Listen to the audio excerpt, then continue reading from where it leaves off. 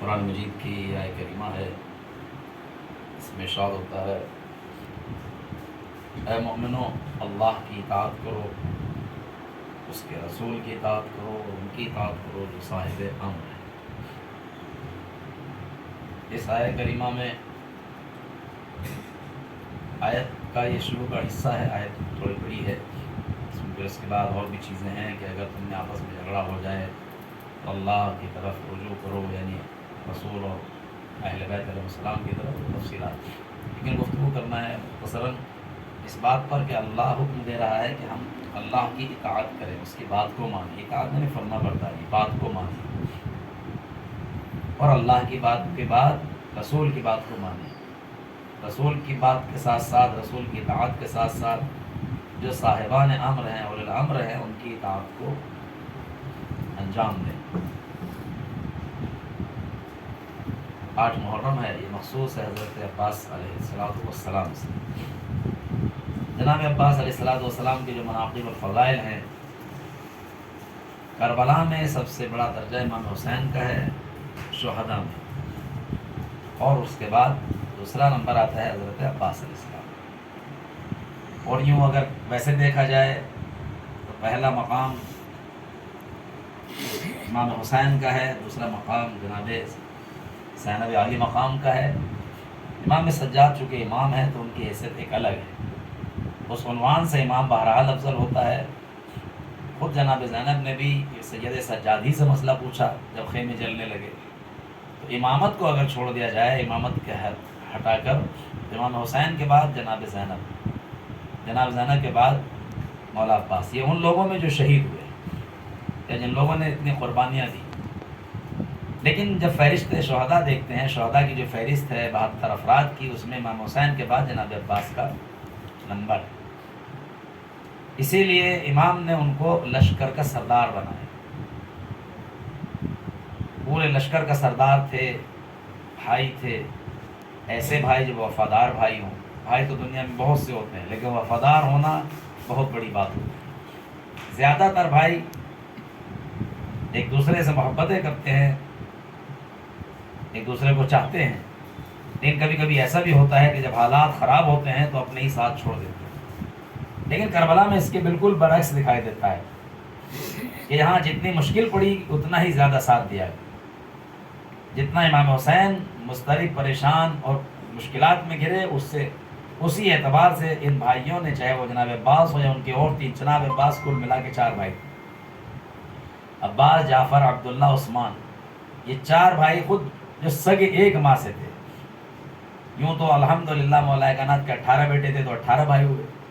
اسی لیے کہتے ہیں جناب زینب کہ میں 18 بھائیوں کی بہن قید ہو گئی، مشہور مصرع ہے، نحو میں پڑھا جاتا ہے۔ وہ سب ملا کے، اور جو دوسرے تھے جناب محمد حنفیہ، امام حسن، امام حسین، 3 یہ ہوئے، پھر 4 جناب عباس، 7 اس کے علاوہ اور دوسرے ازواج سے۔ لیکن یہ وہ تھے کہ جن کی ماں کی شادی باقاعدہ مولا کائنات نے ایک خصوصی انتظام کے تحت کی۔ جناب یقین سے فرمائش کی کہ ایسا خاندان بتاؤ جہاں میں شادی کروں تاکہ ایک ایسا بچہ پیدا ہو جو بہادر ہو، وفادار ہو، اور میرے حسین کے کام آئے، کربلا میں کام۔ تو سوال یہ ہے کہ کیوں آخر ایسا علی نے انتظام کیا؟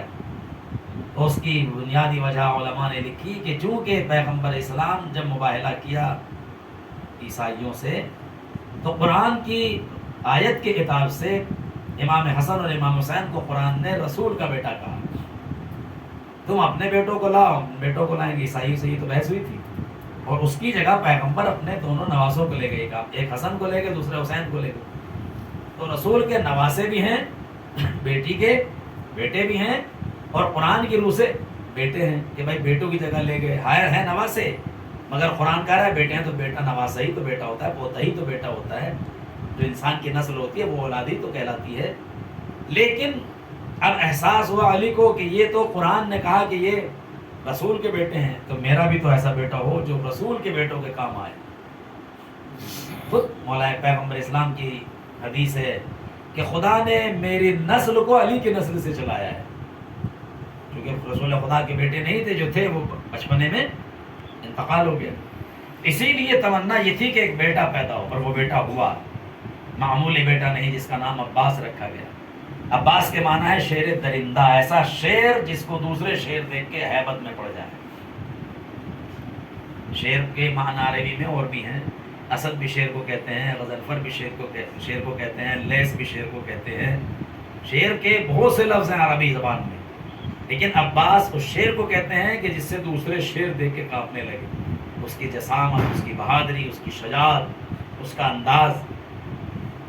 اور خالی یہی نہیں بلکہ تاریخ میں علماء نے لکھا کہ علی نے ان کا نام علم کی بنیاد پر، شجاعت کی بنیاد پر، وفاداری کی بنیاد پر، یعنی جتنے سارے صفات جمع ہو گئے تھے ان سارے صفات کو مد نظر رکھتے ہوئے، دیکھتے ہوئے تب نام عباس رکھا۔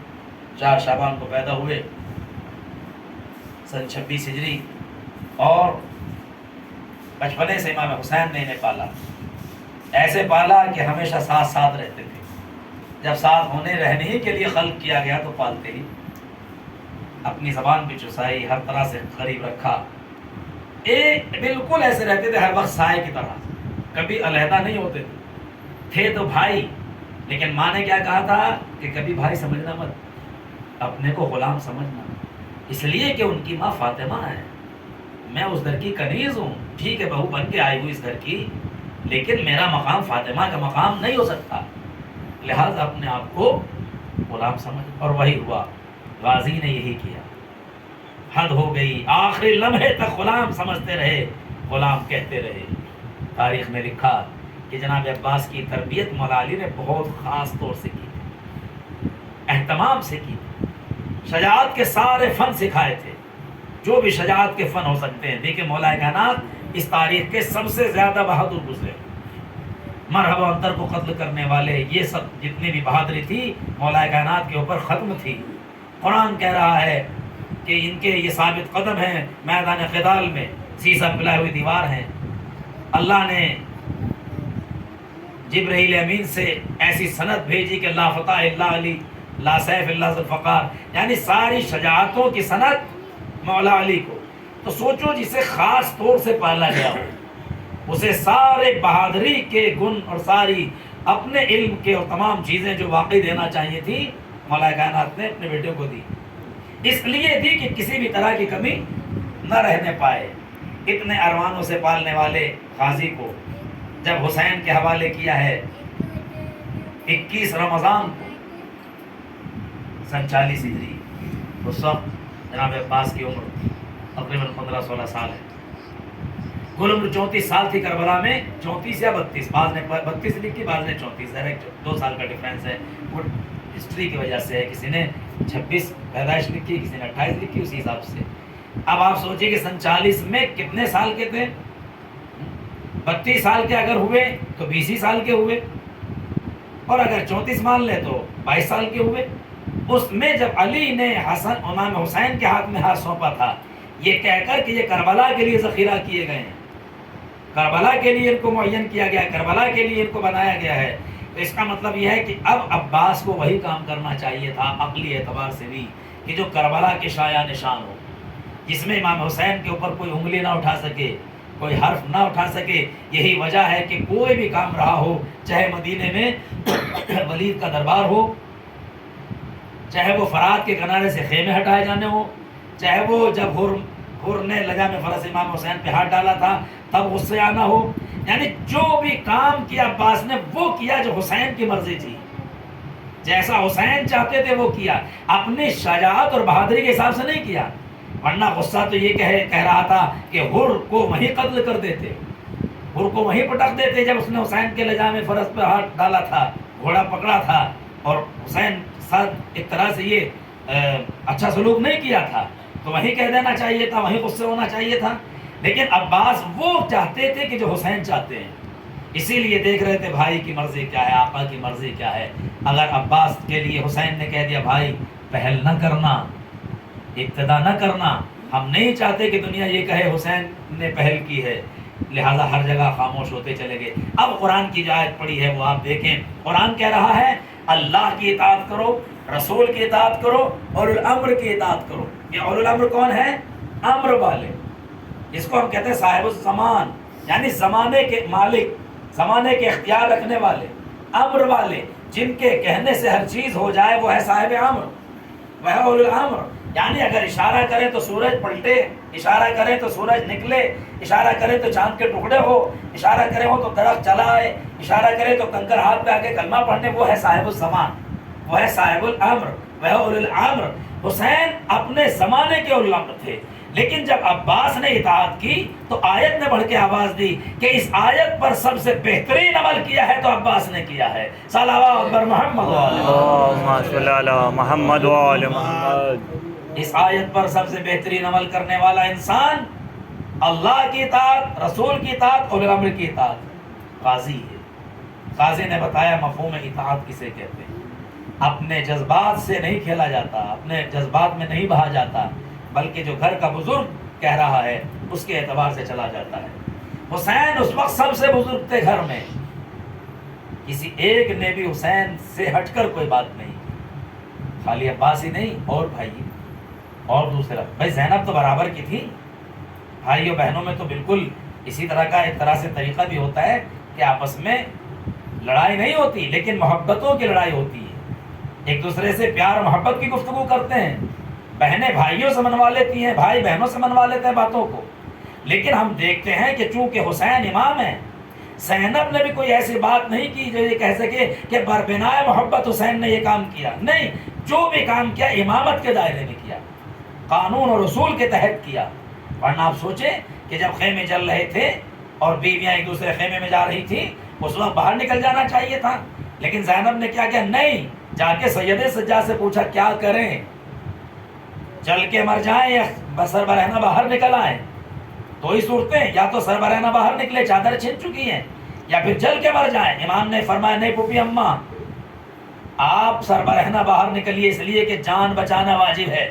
پتا چلا بھتیجا ضرور تھا، سید سجاد بھتیجے ضرور تھے مگر بھتیجا ہونے سے پہلے امام وقت تھے. تو جیسے زینب نے کردار پیش کیا تھا کہ پھوپھی ہوتے ہوئے بھتیجے سے امام کی حیثیت سے سوال کر رہی ہے، ویسے ہی عباس نے بھی وہی کام کیا کہ بھائی ضرور ہے حسین لیکن بھائی بعد میں ہیں، امام پہلے ہیں. صلوات بر محمد و آل محمد.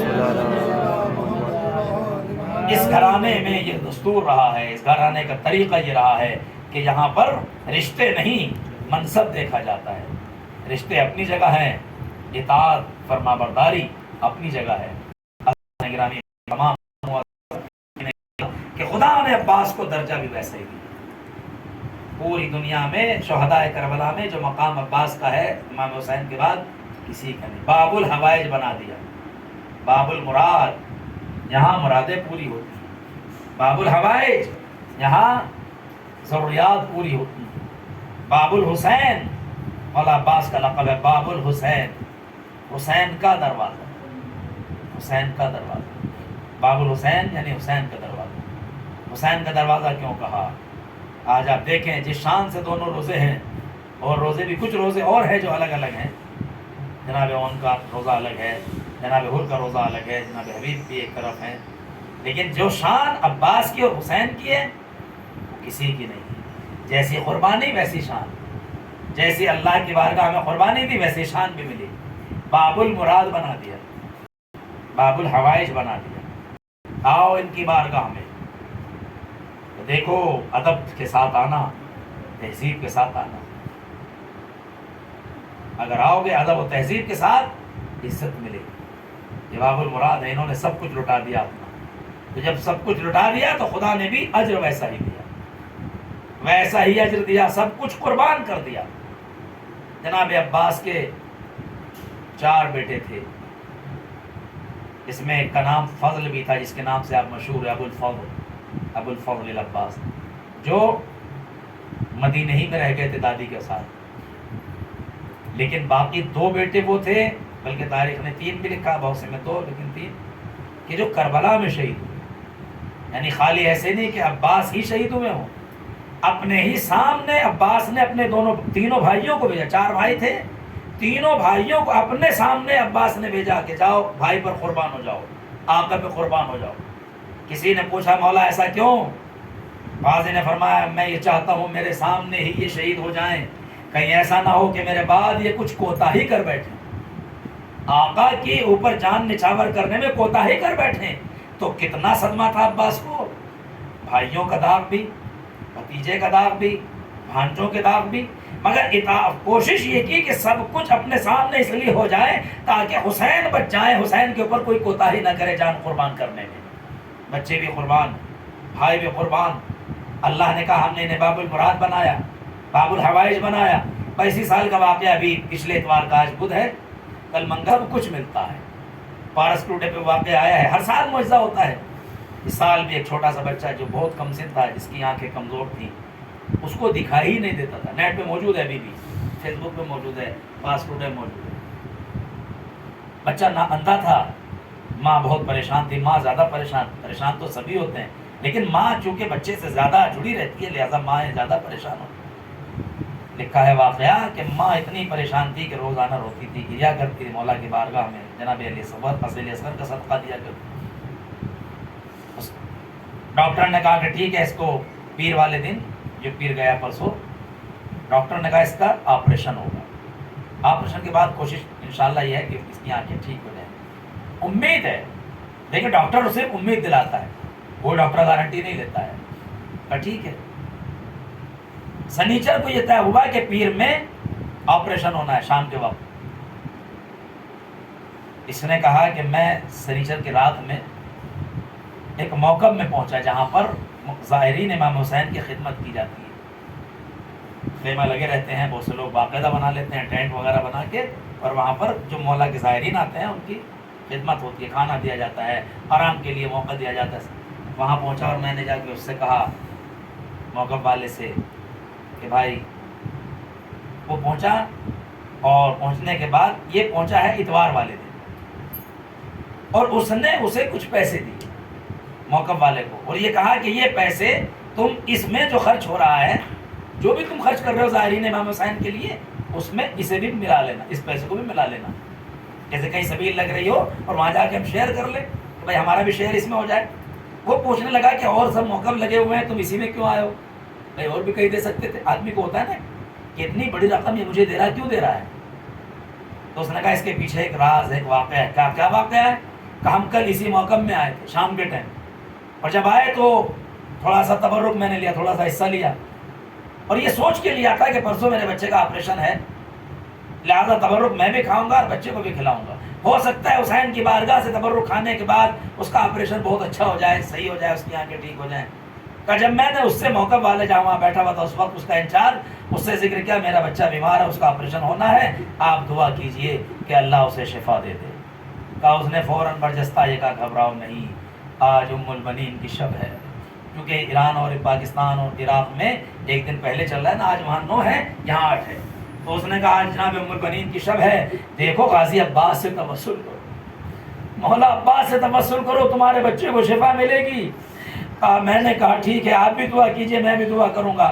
کہ وہاں جو دیگ چڑھی ہوئی تھی کھانے کے لیے, مومنین کے لیے جو آتے تھے, تو وہاں دیگ چڑھی ہوئی تھی. میں نے کیا کیا, تھوڑی سی سیاہی جو دیگ پہ نیچے لگی رہتی ہے, کالس لگی رہتی ہے, اپنی انگلیوں پہ لگائی, یہ سوچ کر جا کے بچے کی آنکھوں میں لگاؤں گا کہ اللہ میرے بچے کو اس کے صدقے میں, کہ جو یہاں حسین کے لیے کھانا کھلایا جا رہا ہے, اس پر میں اس کو شفا مل جائے. کہا میں چلا. اب اسے بتا رہا ہے کہ میں چلا گیا اور میں نے جا کے بچے کی آنکھوں میں اتوار کی رات میں, یعنی سنیچر کا دن گزر کے شب اتوار میں اس کی آنکھوں میں لگا دیا, یہ سوچ کر کہ انشاءاللہ مولا اسے شفا دے دیں گے عباس کے صدقے میں, ام البنین کے صدقے میں. بس یہ جیسے ہی وہ کہتا ہے کہ میں نے لگائی, ہم سب سو گئے, میری بیوی بھی سو گئی, بچہ بھی سو گیا, میں بھی سو گیا. جب صبح اتوار کے دن اٹھے ہیں تو بچہ میں نے دیکھا کہ بچہ تو دیکھ رہا ہے, ادھر ادھر دیکھ رہا ہے, ہر چیز بتا رہا ہے. میں حیرت میں پڑ گیا, یہ ہوا کیا؟ فوراً میرے ذہن میں آیا, رات میں نے حسین کے اس موقع پر غازی کے تصول سے, ان کے صدقے سے دعا مانگی تھی, اور اس آدمی نے بھی کہا تھا گھبرانا نہیں, ام البنین کے صدقے میں, غازی کے صدقے میں اسے شفا ملے گی. کہ بھائی اسی لیے میں آیا ہوں کہ یہاں سے مجھے شفا ملی ہے, میں کچھ جاننا چاہتا ہوں. میں کہوں گا غازی کیوں آخر ایسی شفا مل گئی اس کو؟ جب میں یہ واقعہ پڑھ رہا تھا فوراً خیال آیا, ارے عباس کی آنکھوں میں تیر لگا تھا نا، شاید مالک کی آواز آئی ہو۔ ارے جب غازی نے اپنے ہاتھ بھی دے دیے، اپنے سر پہ گرز بھی حسین کی راہ میں لگا، آنکھوں میں تیر بھی لگا، تو پھر ان کو شفا کیوں نہ مل جائے جو ان کے صدقے سے دعا مانگے۔ بس ختم کر دی میں نے آپ کی زحمت کو، اسی لیے پوری دنیا میں غازی کا پرچم بلند ہے، حسین کا یہ بھائی جس نے اپنی زندگی حسین کے لیے وقف کر دی، بار بار حسین کی خدمت میں آتے ہیں، آقا مجھے مقتل کی اجازت دے دو، اے آقا مجھے مقتل کی اجازت دے دو، میرا سینہ میں دم گھٹ رہا ہے، جب دیکھتا ہوں کوئی باقی نہیں رہا، حسین نے ایک جملہ کہا، اے میرے شیر تم تو لشکر کے علمدار ہو۔ ارے غازی رونے لگے، فرمایا مولا وہ لشکر کہاں ہے؟ نہ اکبر ہیں، نہ محمد ہیں، نہ قاسم ہیں، نہ زہیر ہیں، نہ بریر ہیں، نہ مسلم نے سجا ہے، کہاں ہے وہ لشکر؟ حسین کو مجبور کر دیا عباس نے، ایسا جملہ کہا مجبور ہو گئے حسین، جاؤ بھیا جاؤ، مگر پہلے سکینہ کے پانی کا انتظام کر دو۔ بس عزیزان گرامی جیسے ہی یہ پیغام سنا کہ اجازت مل گئی، شہزادی سکینہ خوش ہو گئی۔ سکینہ سے غازی نے کہا میری پیاری بھتیجی اپنا مشکیزہ لے کے آؤ تاکہ میں تمہارے لیے پانی کا انتظام کروں۔ ننھی سی بچی دوڑی ہوئی خیمے میں گئی، سارے بچے سکینہ کے چوگرد جمع ہو گئے، اے سکینہ کیا ہوا، کیا خبر ہے؟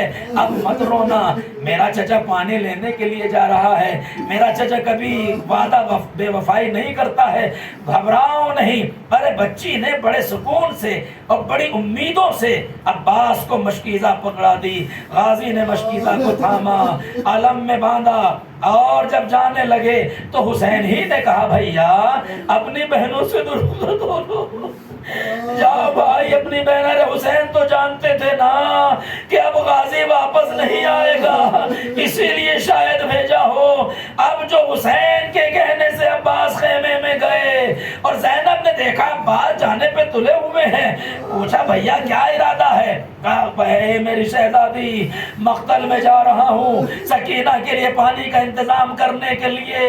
زینب زارو قطار رونے لگی، کہا بھائی رکو 2 منٹ رکو ذرا میں ایک واقعہ سنا دوں۔ کہا ہاں کہیے شہزادی کیا ہے؟ کہ میرا بچپنا تھا، بابا کے برابر میں بیٹھی ہوئی تھی، میرے بازو سے ردا سرک گئی، میرے بابا نے بازوؤں کو چوما اور چومتے چومتے رونے لگے۔ میں نے پوچھا بابا ہر باپ اپنی بیٹی کو پیار کر کے خوش ہوتا ہے، آپ رو کیوں رہے ہیں؟ کہ زینب جو میں دیکھ رہا ہوں وہ تمہیں معلوم نہیں۔ کہ بابا بتائیے تو صحیح، اے میری بیٹی زینب تیرے ان بازوؤں میں رسن باندھی جائے گی، میری لاڈلین میں رسیاں باندھی جائے گی۔ کہ بھائی میں سوچا کرتی تھی جس کا عباس جیسا بھائی ہو اس کے بازوؤں میں کون رسن باندھ سکتا ہے، مگر میرے شیر اب یقین ہو گیا، میرے بازوؤں میں رسن باندھی جائے گی۔ ارے وہی ہوا، ارے جو زینب نے کہا تھا نا وہی ہوا۔